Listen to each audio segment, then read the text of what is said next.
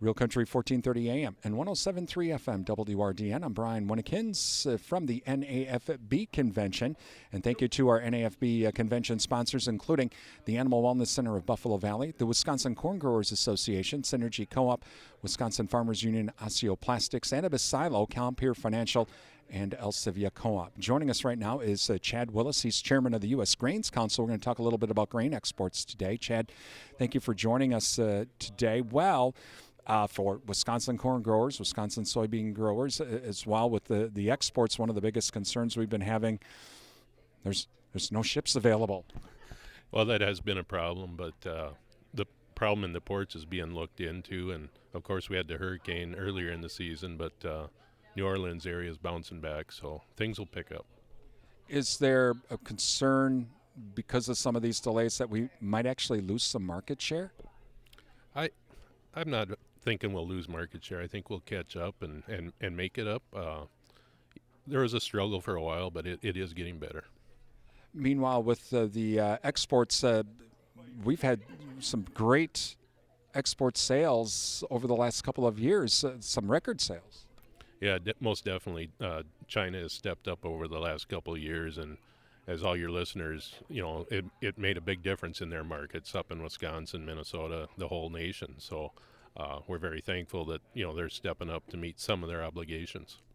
Meanwhile, what are some of the things that the Grains Council has been doing to expand markets, not so much in China, but in other parts of the world? Oh, we've got a lot of boots on the ground.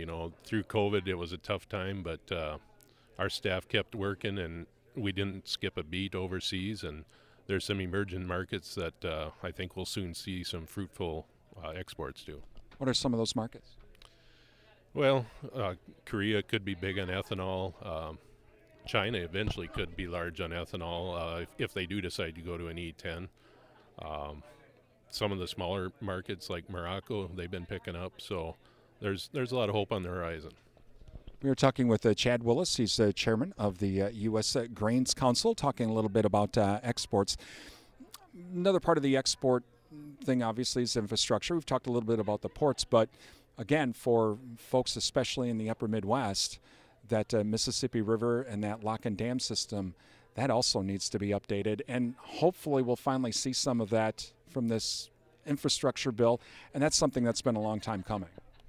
Most definitely. Through National Corn and U.S. Grains, everybody's been keeping an eye on that. And hopefully they do get those locks and dams fixed. Minnesota, Wisconsin, we're way on the northern end, so it's very vital to us. And really not just for exports, but to get everything in to grow that crop. Yes, to get the fertilizer back up, everything we need. Yeah, those rivers are very important. Talking with Chad Willis, chairman of the U.S. Grains Council. So along with expanding those markets, what are some of the other plans for 2022? Well, we're just, we just brought the staff back to the office. Like I said, we didn't really skip a beat during COVID, but now that the staff is back in the office in D.C.